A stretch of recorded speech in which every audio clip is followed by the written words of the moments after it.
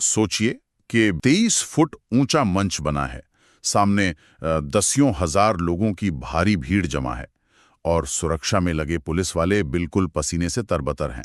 और मंच पर महात्मा गांधी और माँ दुर्गा की बड़ी बड़ी तस्वीरें रखी हैं। और तभी लाल शॉल ओढ़े और खाकी वर्दी पहने हुए एक 20-22 साल की छोटी सी लड़की मंच पर आती है और अपनी राइफल उन तस्वीरों के सामने रख देती है। ये भारत के इतिहास का सबसे बड़ा सरेंडर था। उस मंच पर खड़ी वो लड़की कोई हारी हुई या डरी हुई अपराधी नहीं लग रही, बल्कि वो अपनी शर्तों पर बात कर रही थी। वो उसी राज्य सत्ता को अपने नियम मनवा रही थी जिसने सालों तक उसे जिंदा या मुर्दा पकड़ने के लिए अपनी पूरी ताकत झोंक दी थी। तो आज हम देखेंगे कि आखिर उत्तर प्रदेश के एक छोटे से गांव की गरीब और निहत्ती लड़की भारत के सबसे खूंखार चंबल के बीड़ों की रानी कैसे बन गई।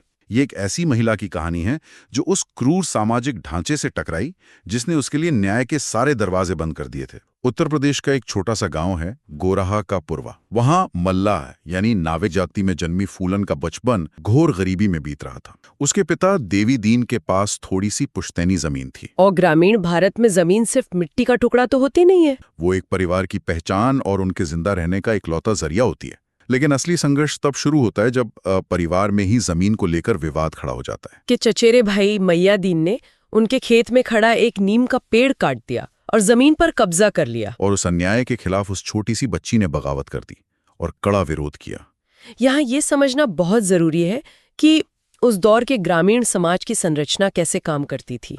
एक गरीब और निचली जाति की लड़की का आवाज उठाना, वो भी एक पुरुष के खिलाफ, समाज के लिए एक सीधी चुनौती था। मतलब समाज की नजर में जमीन का छिनना उतनी बड़ी समस्या नहीं थी जितनी बड़ी समस्या उस लड़की का बोलना था। बिल्कुल सही कहा।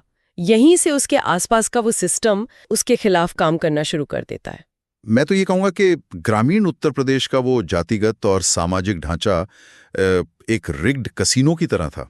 मतलब अगर आप नियम से खेलेंगे तो आपका हारना तय है। जमीन छीनने का सीधा मतलब था भुखमरी। और इसी आर्थिक मजबूरी और सामाजिक दबाव ने उसके परिवार को एक ऐसा फैसला लेने पर मजबूर किया जिसने फूलन की जिंदगी को हमेशा के लिए बदल दिया। महज 11 साल की उम्र में फूलन की शादी पुत्तीलाल नाम के एक ऐसे व्यक्ति से कर दी गई जो उम्र में उससे 3 गुना बड़ा था। और इस सौदे में परिवार को क्या मिला?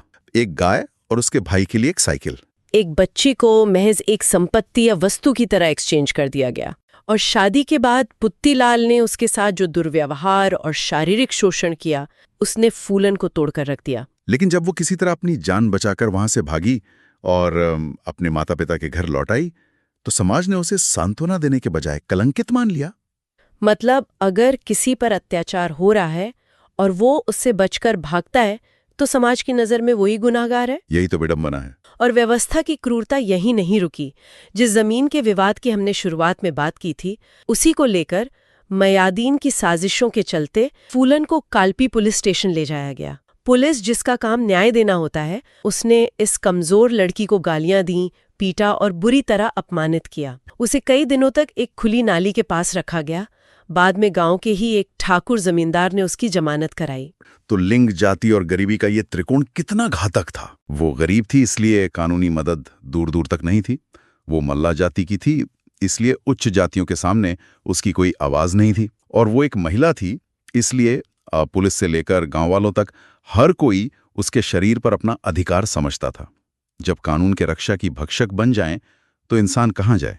इसी सवाल ने फूलन को उस रास्ते पर धकेला जहां से वापसी नामुमकिन थी। गांव में हर कोई उस पर उंगलियां उठा रहा था। वो सामाजिक रूप से बहिष्कृत हो चुकी थी।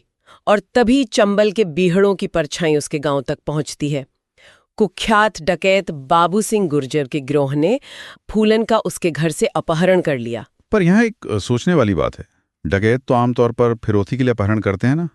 फूलन के परिवार के पास तो खाने को नहीं था, फिर उसका अपहरण क्यों? क्योंकि गांव में ये बात फैल चुकी थी कि फूलन कलंकित है और उसके परिवार की कोई सामाजिक हैसियत नहीं है। अच्छा। डकैतों को बहुत अच्छी तरह पता था कि अगर वो इस लड़की को उठा ले जाएंगे तो गांव में कोई आवाज नहीं उठाएगा, न ही पुलिस कोई खास जांच करेगी। ये अपहरण फिरौती के लिए नहीं बल्कि बाबू सिंह की हवस का नतीजा था। बाबू सिंह जब फूलन का शोषण करने की कोशिश कर रहा था तब उसी के गिरोह के एक सदस्य विक्रम मल्लाह ने उसे रोक लिया। बात इतनी बढ़ गई कि विक्रम ने फूलन को बचाने के लिए अपने ही सरदार बाबू सिंह की हत्या कर दी। इसके बाद फूलन विक्रम मल्लाह की साथी बन गई।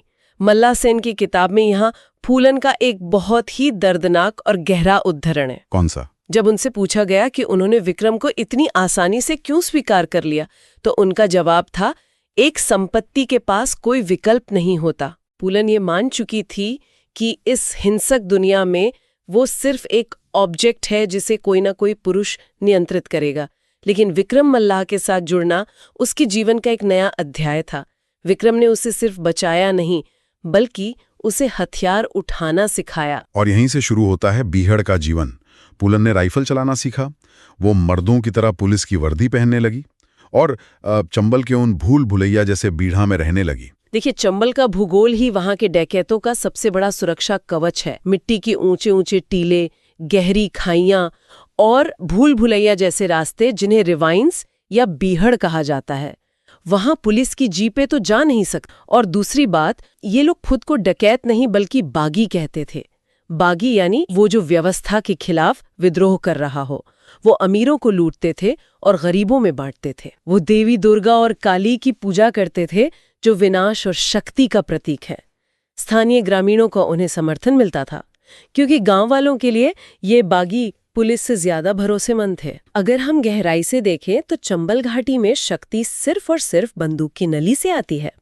फूलन का रूपांतरण कोई कैरियर चॉइस तो था नहीं। जहां कानून काम नहीं करता, जहां कमजोरी का सीधा मतलब मौत है, वहां खुद को खूंखार दिखाना ही जिंदा रहने का इकलौता तरीका है। विक्रम के साथ रहकर उसने वही ताकत हासिल की थी। ये ताकत बहुत अस्थायी थी। गिरोह के भीतर जातीय तनाव सुलग रहा था। उच्च जाति के डकैतों यानी श्रीराम और लाला राम को यह बर्दाश्त नहीं हो रहा था कि विक्रम मल्लाह गिरोह का नेतृत्व करे। उन्होंने विक्रम की बेरहमी से हत्या कर दी। और इसके बाद फूलन के साथ जो हुआ वो इंसानियत को शर्मसार करने वाला था। विक्रम की मौत के साथ ही फूलन का एकमात्र सुरक्षा कवच छिन गया था। श्रीराम और लाला राम ने फूलन को बंधक बना लिया और उसे एक नाव के जरिए बहमई नाम के गांव ले गए। फूलन को एक गंदी सी झोपड़ी में रखा गया और हफ्तों तक उसके साथ लगातार सामूहिक बलात्कार किया गया। गांव के कई पुरुषों ने इस अमानवीय कृत्य में हिस्सा लिया। उसे शारीरिक और मानसिक रूप से इस कदर तोड़ दिया गया कि उसका इंसानियत से भरोसा ही उड़ गया। किसी तरह एक रात वो उस नरक से भाग निकलने में सफल रही। इस भयानक आघात ने फूलन के भीतर कुछ ऐसा तोड़ दिया जिसे फिर कभी जोड़ा नहीं जा सका। जो महिला पहले सिर्फ अपना अस्तित्व बचाने के लिए संघर्ष कर रही थी, वो अब शुद्ध प्रतिशोध की आग में तब्दील हो गई थी। बहमई की उस झोपड़ी में जो हुआ, उसी ने उस घटना की नींव रखी जिसने पूरे भारत की राजनीति को हिलाकर रख दिया। और वो घटना थी बहमई कांड। मानसिंह के साथ मिलकर एक नया गिरोह बनाने के बाद 14 फरवरी 1981 को फूलन देवी पुलिस की वर्दी में वापस बहमई लौटी। उसने गांव के उन लोगों को ढूंढा जिन्होंने श्री राम और लाला राम का साथ दिया था। इस प्रतिशोध में उसके गिरोह ने गांव के 22 उच्च जाति यानी ठाकुर पुरुषों को नदी के किनारे लाइन में खड़ा किया और उन्हें गोलियों से भून दिया। ये बहुत ही हिंसक घटना थी। इस घटना को भारतीय ग्रामीण इतिहास के परिप्रेक्ष्य में समझना बहुत जरूरी है। ये सिर्फ हत्या का एक मामला नहीं था। ये एक निचली जाति की महिला द्वारा उच्च जाति के सदियों पुराने वर्चस्व को दी गई एक ऐसी चुनौती थी जिसकी मिसाल पहले कभी नहीं देखी गई थी। इस हत्याकांड ने उत्तर प्रदेश की राजनीति में ऐसा भूचाल ला दिया कि तत्कालीन मुख्यमंत्री वीपी सिंह को अपना इस्तीफा तक देना पड़ा। पूरी राज्य सत्ता हिल गई थी। जब एक इंसान को बार बार ये एहसास दिलाया जाए कि उसकी कोई कीमत नहीं है और जब सिस्टम उसे न्याय देने के बजाय उसे ही कुचलता है, तो वो बगावत करता है। फूलन देवी भारत की सबसे वांटेड डकैत बन गई। उत्तर प्रदेश, मध्य प्रदेश और राजस्थान, 3 राज्यों की पुलिस ने उसे पकड़ने के लिए एक विशाल जाल बिछाया। जंगलों में बड़े पैमाने पर सर्च ऑपरेशन चलाए गए, लेकिन वो लगातार पुलिस को चकमा देती रही। पुलिस उसे इसलिए नहीं पकड़ पा रही थी क्योंकि वो अब सिर्फ एक डकैत नहीं रही थी, वो एक मिथक बन चुकी थी। एक किंवदंती कह सकते हैं। बिल्कुल। हाशिए पर रहने वाले गरीब और दलित वर्गों के लिए वो एक विद्रोही नायिका थी जिसने उच्च जातियों के अहंकार को तोड़ा था। गांव वाले उसे खाना देते थे, पुलिस की लोकेशन बताते थे। लेकिन दबाव तो बढ़ता ही जा रहा था ना। और यहीं पर पुलिस की रणनीतियों में एक बड़ा अंतर देखने को मिलता है। यूपी और एमपी पुलिस की अप्रोच में उत्तर प्रदेश की पुलिस किसी भी हाल में उसका एनकाउंटर करना चाहती थी।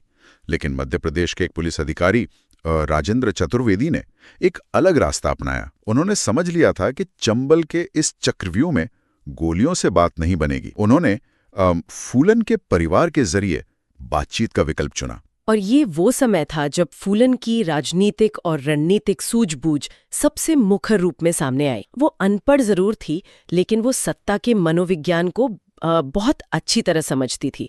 उसे पता था कि अगर वो उत्तर प्रदेश में पकड़ी गई तो उसे मार दिया जाएगा। और इसी रणनीति का नतीजा था वो ऐतिहासिक सरेंडर, जिसकी बात हमने शुरुआत में की थी। हाँ। फरवरी 1983 में भिंड का वो 23 फुट ऊंचा मंच, हाँ, जहां उसने अपनी शर्तें मनवाई थी। फूलन ने अपनी शर्तें खुद तय की थी। पहली शर्त, उसे फांसी की सजा नहीं होगी। दूसरी, उस पर उत्तर प्रदेश में मुकदमा नहीं चलेगा और उसे मध्य प्रदेश की जेल में ही रखा जाएगा। और तीसरी, उसके परिवार को जमीन और सुरक्षा दी जाएगी। यहां उस दृश्य की कल्पना करना दिलचस्प है। उसने हथियार डालने के लिए महात्मा गांधी और मां दुर्गा की तस्वीरों को चुना।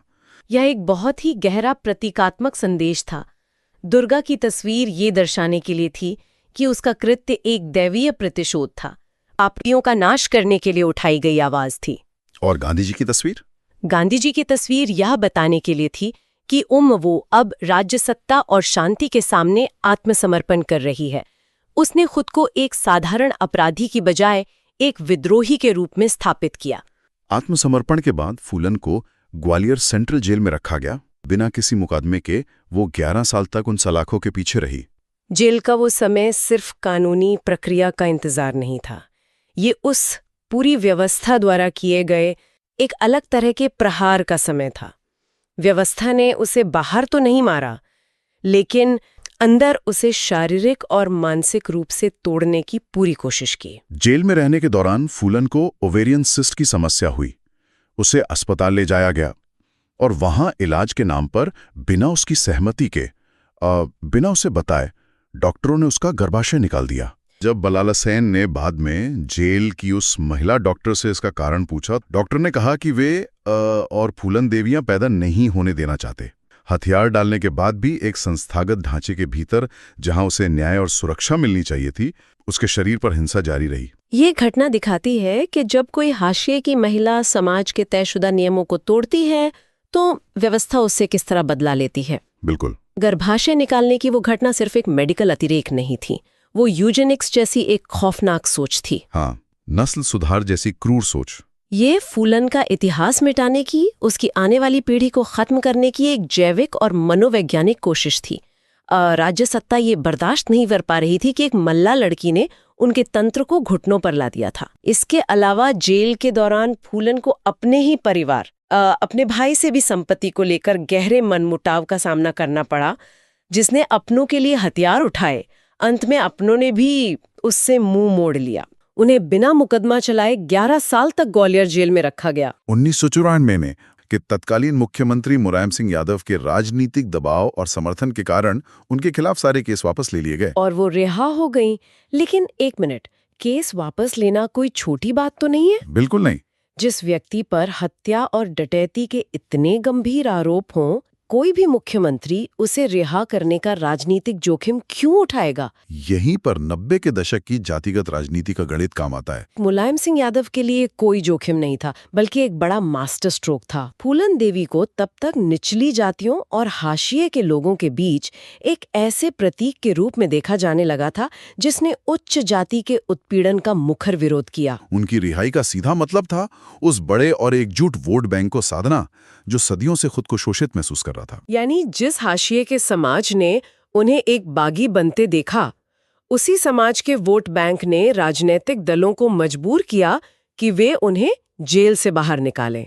रिहाई के बाद एक पूर्व बागी ने समाजवादी पार्टी का दामन थामा और 1996 में मिर्जापुर से लोकसभा चुनाव जीत लिया। काल कोठरी से सीधा संसद तक। ये सफर कैसे संभव हुआ? ये उनके राजनीतिक लचीलेपन और जमीनी हकीकत को दर्शाता है। जब वो संसद पहुंची तो वो सिर्फ सत्ता के खेल का हिस्सा नहीं थी कि उन्होंने गरीबों, पिछड़ों और विशेषकर महिलाओं व नीची जातियों के अधिकारों की बात प्रमुखता से उठाई। और राजनीति में उनका ये सफर आसान नहीं था। 1998 के चुनावों में उन्हें हार का सामना भी करना पड़ा, लेकिन वो रुकी नहीं, है ना? वो डटी रहीं और 1999 में उन्होंने फिर से उसी सीट से चुनाव जीत लिया। एक ऐसा व्यक्ति जिस पर कभी गंभीर आरोप थे, वो अब देश के सर्वोच्च लोकतांत्रिक मंच पर उसी वंचित वर्ग के लिए नीतियां बनाने में शामिल था। जीवन में इतना बड़ा सुधार। लेकिन विडंबना देखिए कि अतीत की परछाई ने उनका पीछा नहीं छोड़ा। और यही वो बिंदु है जहां ये कहानी अपने सबसे हिंसक और दुखद अंत की ओर मुड़ती है। 25 जुलाई 2001 को नई दिल्ली में उनके घर के ठीक बाहर 3 अज्ञात हमलावरों ने उन पर हमला कर दिया। उन्हें 9 गोलियां मारी गईं। जब तक उन्हें अस्पताल ले जाया गया, उनकी मृत्यु हो चुकी थी।